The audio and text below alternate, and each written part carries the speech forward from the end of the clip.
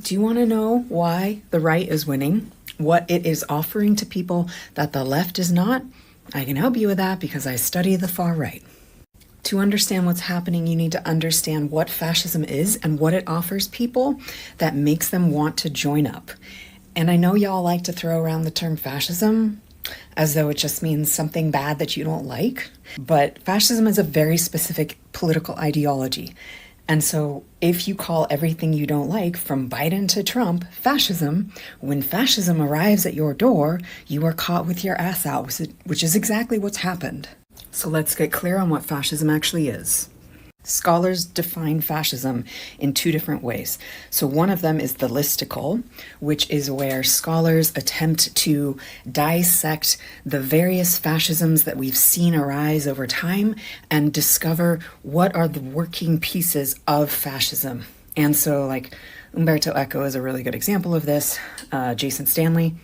But the other approach, which is the one I'm going to use today, is what's called the search for the fascist minimum. What that means is, what is it at its core that makes fascism fascism, despite all of the surface level differences that we've seen over time and across the world? So today I'm going to be pulling from one of the most famous definitions of the fascist minimum, Roger Griffin's. This is a mouthful, so hang with me, I will break it down for you. Fascism is a genus of political ideology whose mythic core, in its various permutations, is a paleogenetic form of populist ultranationalism. Political ideology, how societies should organize themselves politically. And when it comes to populism, what that means is that it's a movement of the people, a popular movement, okay? And then ultranationalism. So one of the key differences between what y'all were calling fascism under Biden is that when you have fascism, nothing matters except the nation. Individual lives are subservient to the nation. So whereas under neoliberalism, like Biden, at least the people at home get to have personal liberties, under fascism, you have none. You have none because nothing matters except the nation and the great leader who embodies the nation. And the next part is key as to what fascism is offering that the left is not, and that is paleogenetic, okay? What this means is that in that story of the nation, what the myth that they're offering people is that once we were great, but then we declined for XYZ reasons, usually pointing to a specific group. In our case, currently, it is undocumented immigrants and it is trans people.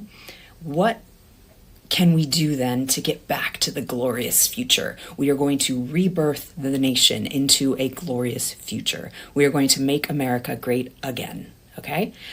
And this is what the right is offering that the left is not. There is no unifying myth on the left. The left is currently defending the status quo. If you listen to interviews with Trump voters, people are like, I cannot deal with the status quo anymore. And is that justification for voting for fascism?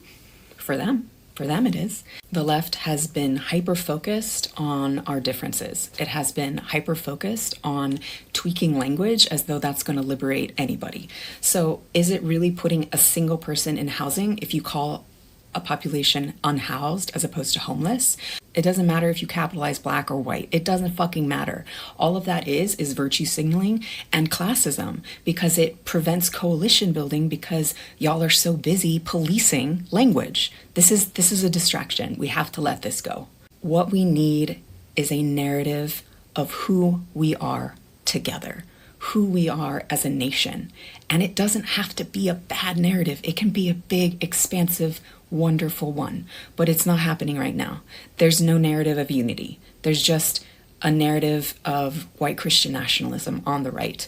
But that narrative is flexible enough that it creates a big tent. This is why racial minorities can still find themselves supporting this because they still are able to see that they are being part of the hierarchy that's defended, okay?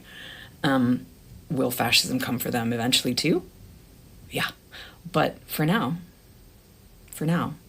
it doesn't seem like it. They will, okay? So what the left has to do is stop worrying about language and start building a vision of the future that gives people hope. Okay? We need our own paleogenetic myth. Okay, stop calling everything fascism. Thank you.